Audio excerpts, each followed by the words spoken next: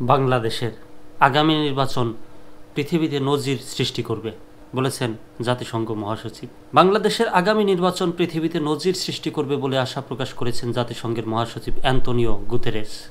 জাতিসংঘের মহাসচিব Antonio Guterres শনিবার রাজনৈতিক দলের নেতাদের সঙ্গে গোল টেবিল বৈঠক করেন জাতিসংঘের মহাসচিব। বৈঠকে তিনি এমন মন্তব্য করেছেন বলে জানান বিএনপির স্থায়ী কমিটির সদস্য সালাউদ্দিন আহমেদ।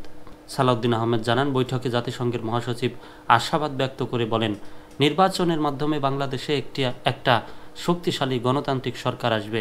বাংলাদেশের আগামী নির্বাচন পৃথিবীতে নজির সৃষ্টি করবে।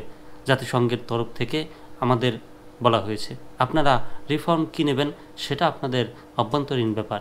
বৈঠকে বিএনপির হয়ে দলটির মহাসচিব মির্জা ফখরুল ইসলাম আলমগীর ও স্থায়ী কমিটির সদস্য সালাউদ্দিন আহমেদ, জামায়াতের সেক্রেটারি জেনারেল মিয়া গোলাম পরোয়ার, নায়েবে আমির ডাক্তার আবদুল্লাহ মোহাম্মদ তাহের, এবি পার্টির সাধারণ সম্পাদক আসাদুজ্জামান ফুয়াদ, জাতীয় নাগরিক পার্টির আহ্বায়ক নাহিদ ইসলাম, গণসংহতি আন্দোলনের প্রধান সমন্বয়কারী জুনাইদ সাকি এবং সিপিবির সাধারণ সম্পাদক রহিন হোসেন প্রিন্স অংশ নেন।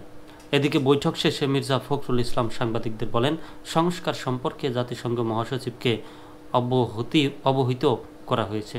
আমরা জাতিসংঘের মহাসচিবকে বলে এসেছি, সংস্কারের বিষয়ে আর সংস্কার তো অবশ্যই করতে হবে। সংস্কারের কথা তো আমরাই আগে বলেছি। তিনি আরও বলেন, আমরা বলেছি নির্বাচন কেন্দ্রিক যে সংস্কারগুলো আছে তা দ্রুত শেষ করতে হবে। নির্বাচিত পার্লামেন্টের মাধ্যমে বাকি বিষয়গুলো শেষ হবে বলেও জানান তিনি।